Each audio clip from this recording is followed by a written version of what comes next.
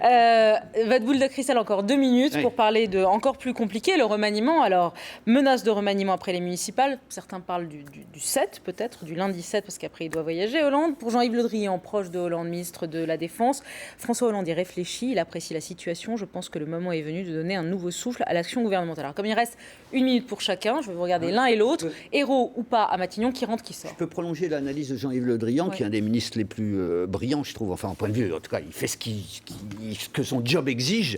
Il dit je crains que François Hollande fasse la même erreur que Mitterrand avec Mauroy et qui avait conservé après des municipales faussement réussies, qui avait conservé Mauroy 1 année de trop. Je pense qu'il a raison, on risque de conserver Ayrault 1 année de trop, alors que pour l'opinion il est cuit, pour les ministères il n'y a plus de travail, je veux dire le gouvernement est quasiment dissous, donc toute prolongation de ce mort en sursis serait inopportune à mon sens après les européennes, parce qu'évidemment ça ne sert à rien de nommer un gouvernement pour prendre une autre claque après les européennes. Donc, si on ne fait pas ce changement-là qu'attend l'opinion... Pardonnez-moi.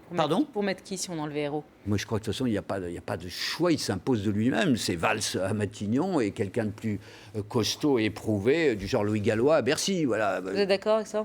Parce qu'il faut incarner le changement politique qui est fait. Ça m'amuse tout ça parce que depuis ce qu'on entend depuis des semaines, on voit qu'il est complètement bloqué. Parce qu'au début, on dit qu'il voulait renvoyer tous ceux qu'il trouvait nuls. Et en fait, il s'avérait que c'était 90% les femmes. Et donc, il s'est arrêté de la peur des jupettes. Tu te souviens, ça c'était il y a 15 jours. Ah oui, et il n'y a pas que les femmes. Mais oui. Au départ, il a fait la liste de tous ceux qui voulaient virer. 90% des ministres nuls sont des femmes. Sont des femmes. Mais c'est ce qu'on sortait. Vous avez la preuve de ça ? C'est toi qui as écrit cette... Faut lire les journaux. C'est toi qui as écrit cette note. Mais pas du tout. Moi, j'ai rien écrit du tout.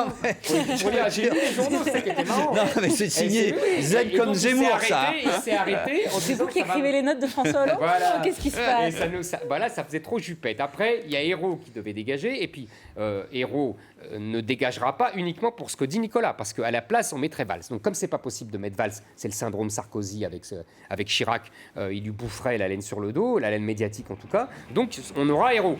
De toute façon, tout ça, je veux pas me répéter, mais tout ça ne changera pas grand-chose, puisque sur le fond, la politique ne peut pas être changée. Et Ségolène, on dit pas un mot de Ségolène ? Elle rentre ou elle rentre ? On garde quand même cette déclaration de Zemmour sous sein de Sapa Valls pour voir si à l'avenir... Ah oui, c'est intéressant. D'accord. On la garde. Ségolène ? Elle rentre ? Elle rentrera ? Mais bien sûr, ils en ont besoin. Attendez. Taubira ? Il y a l'énergie qui... Elle sort, elle sort. Elle a l'énergie. Écoutez, moi, j'ai un seul point positif avec le retour de Ségolène, c'est que si elle vient au ministère de l'Éducation nationale, peut-être qu'elle, qui est un peu réac, c'est son seul bon côté, elle arrêtera les ABCD de l'égalité et toutes ces fadaises. Donc peut-être qu'on aura peut-être ça. Il a réussi à caser les femmes et la théorie du genre. Allez. À dimanche soir, premier tour, minuit, on vous retrouve. Et puis dès 18h pour l'émission spéciale municipale. Avec Zemmour réveillé, promis.